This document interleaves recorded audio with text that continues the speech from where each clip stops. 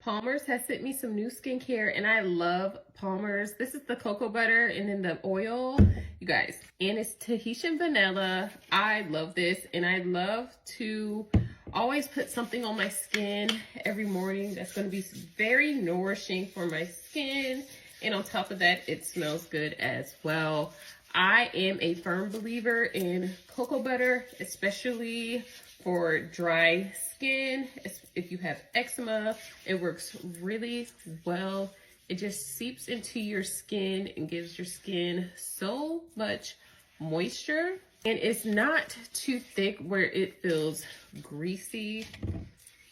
And then after the lotion, I always layer it with the oil, you guys, just to give it that extra glow, that extra pop, that extra smells so good. It literally smells so good.